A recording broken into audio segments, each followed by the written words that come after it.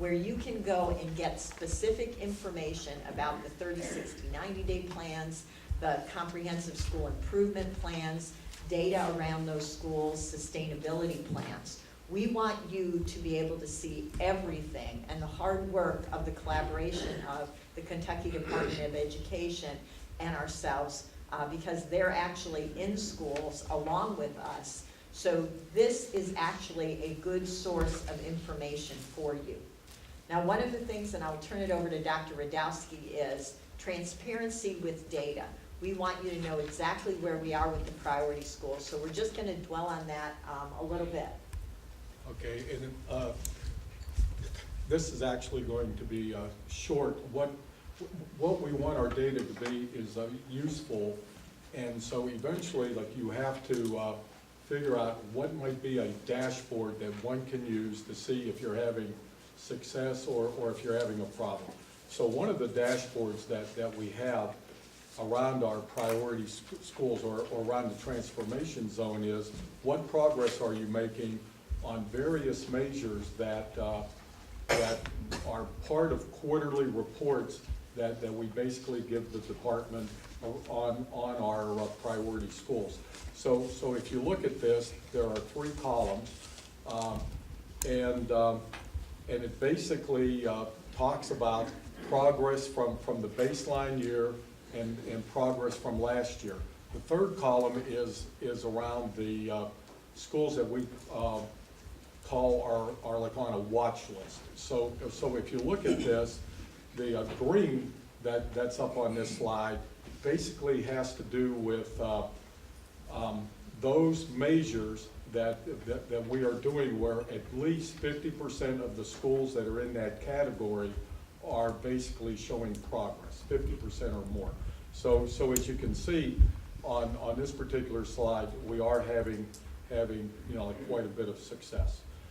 If you look at another dashboard that we have, and this is a little more, for lack of a better term, complicated, and it's a tough slide to see maybe from the audience, you'll see that we have 3 of the measures that are part of the accountability system here. We actually have the percentile rank of the schools, and one of the things that I want to caution everybody when looking at this is last year was a baseline year in regard to the in regard to the new accountability system. So what we did was we compared the results to what were like projections or what were like simulations that were being done in the previous year around the accountability system.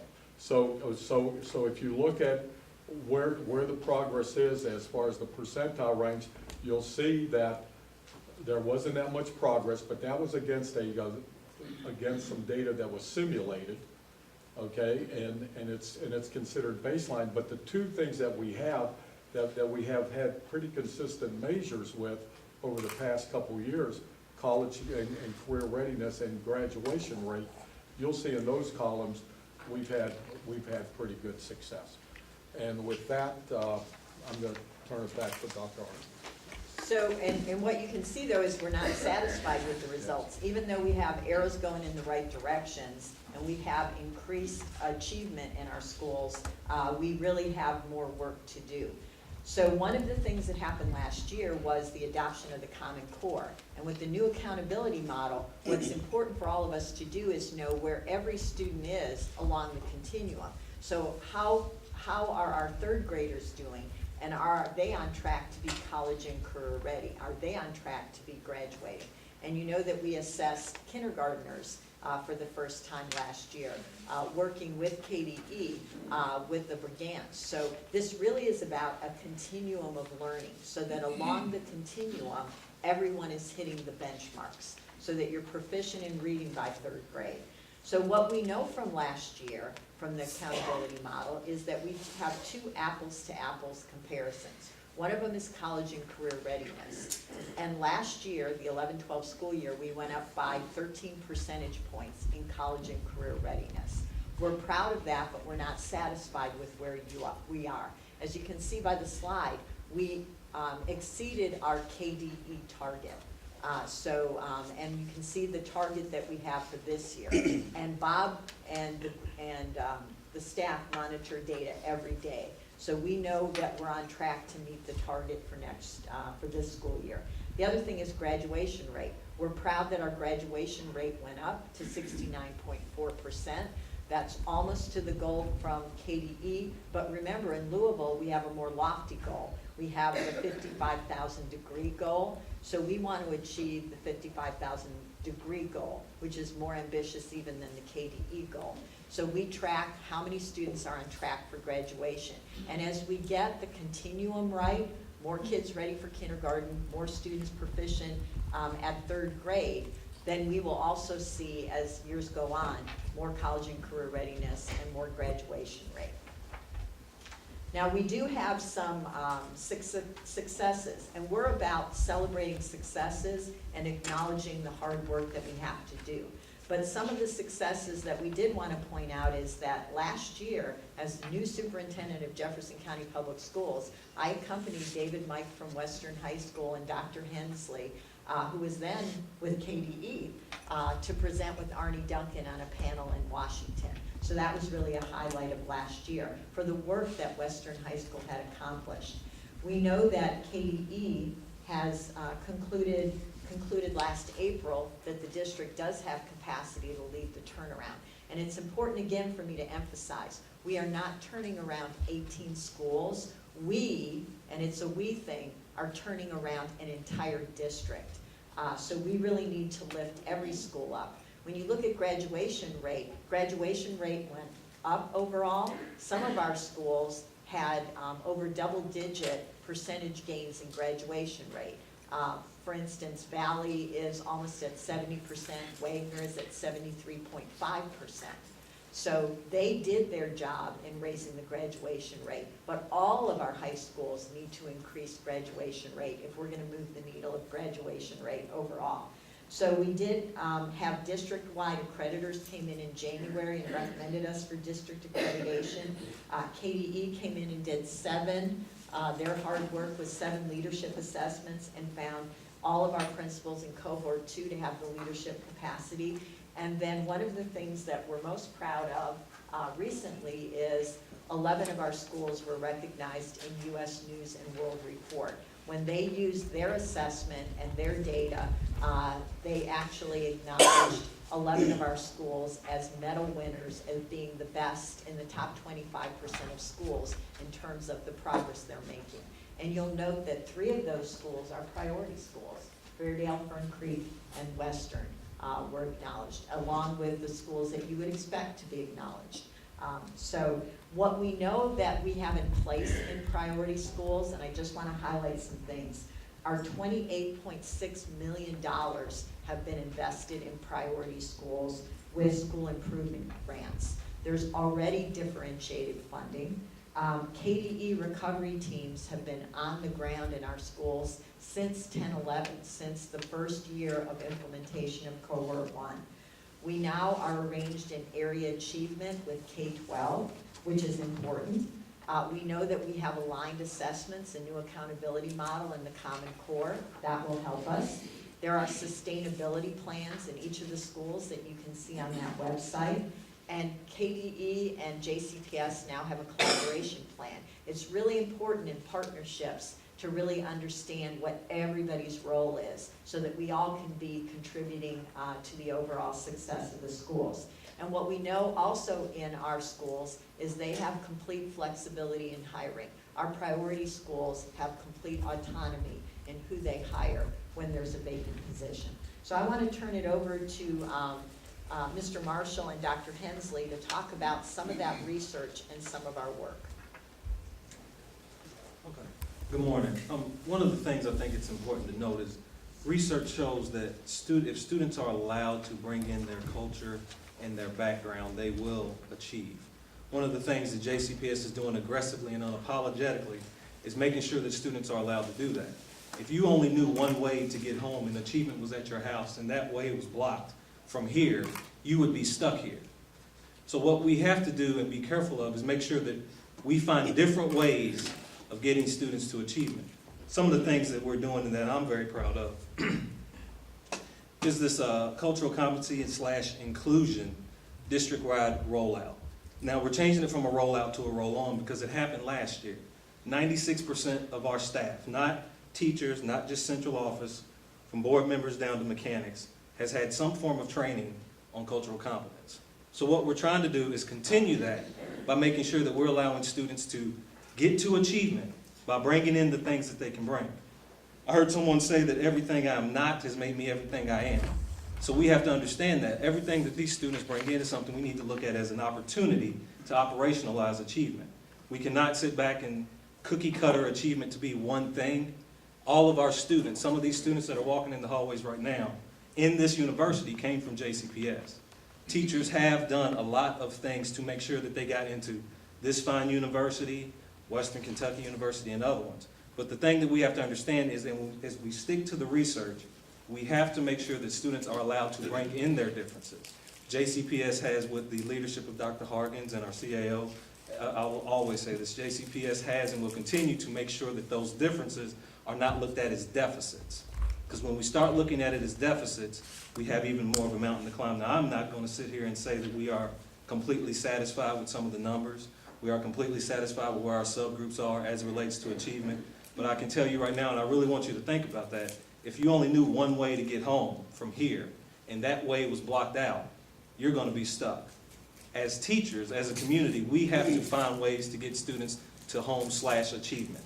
And there's a whole bunch of different ways it can be done. It is not just us four sitting up here, it is all of us figuring out ways, the routes, the detours, the differences, and the diversity that it will take to do it. I'm going to pass it on to Dr. Hensley, but we'll come back and look at that later on. Good morning, everyone. Please forgive my voice. My staff at work is pretty happy about this, but I'm not. In truth, the turnaround of Jefferson County Public Schools is not about school turnaround. It's about kid turnaround. With 65,000 kids from poverty, that's 65,000 opportunities we have to change the trajectory of kids' lives. We know what poverty does to kids, but we also know the key is education. The key is our ability to give them access, all 65,000 of those kids, access to a top grade education, an education that has high expectations, an education where they are the center of our universe. Unfortunately, in Jefferson County, before Dr. Hargens arrived, there had been organizational drift.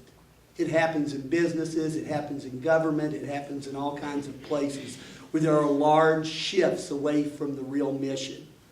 What Dr. Hargens has done with John Marshall and Bob and Dina and Mike Razor, who's up there, our entire cabinet, with the great partnerships we have in this community, with great people like Jonathan Lowe, with great people that work really hard every single day, what we've done is shift so that kids and schools are now the center of the universe.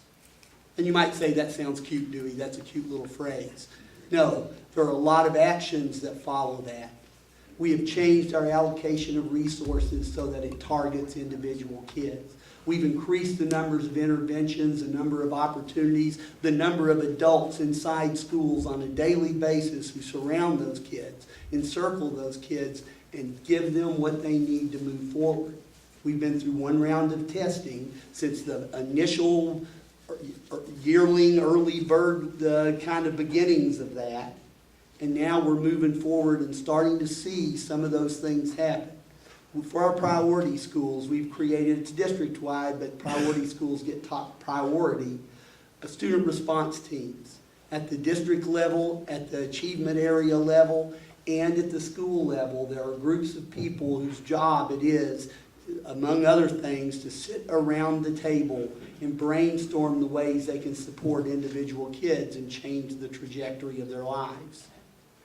We are looking at early childhood and seeing that we have to invest in early childhood and in elementary education in order to ensure that we have a greater number of graduates. We're ready to graduate about 6,000 kids in the next couple of weeks, possibly a JCPS a record. We're not sure yet. We're looking at those numbers. So we have a lot of good things going on that needs to be strengthened by what we do prior to that. So we are really focusing on individual kids. We're focusing on something I call naming them and claiming them. Inside each of our schools, we own these kids. We have great partners from KDE to JCTA to business organizations to this university to great churches, all of them that we're bringing together in a project called Louisville Linked. But the thing that we know, and the thing Tony Payton from the mayor's office and I have talked about, the thing we know is inside our schools is where the strength is. The most important interaction that happens every day that we have to strengthen is the interaction between a single kid and a single teacher. And if we have the ability to do that, if we can develop and grow those teachers, if we can put schools at the center of the universe, if we can quit pretending the most important things happen in my office or in Van Hoos or somewhere else, if we can make the trajectory of each kid's lives what we're about, we will see the data change. But the data is only important in the faces that it represents. The data is only important in that it changes the life of individual kids. Our plan is built around that. In the largest organizational change that I've ever been a part of, and I worked at KDE and actually set up the District 180 office, this whole idea of priority schools. I was the associate commissioner for 9 months and had the good fortune to work with Dr. Holliday and the great people at KDE to help make this very thing happen. I know that inside and out. That the most important thing that we are going to do is take ownership of those kids and move them forward kid by kid. And the plans and the things that we have put in place in this large organizational change, used to be 3 assistant superintendents sat and had these large offices at Van Hoos with a lot of people working for them. We eliminated those kind of positions and moved those people directly into schools, saving approximately $4.1 million that we could inject into schools. We have taken our resource teachers that spent a lot of time, and this was forced by the sequester and a lot of other things, and cuts to Title I funding that affects the lives of poor kids. We were forced to look at how we could redo our resource teacher corps to get them inside schools and have them helping kids on a daily basis and coaching teachers to make them stronger. That was a major organizational change. We've developed these student response teams that move people directly into schools with one phone call. It used to be that if, as a principal, very proud principal of Atkinson Academy for Excellence in the Portland neighborhood, I knew it might take me 3 weeks to get somebody to help me. Now it takes one phone call. With patience, you will see that the aggressive changes that JCPS has made under Dr. Hargan's leadership, under our great Board of Education, those things are going to lead to the changes that happen. They're going to lead more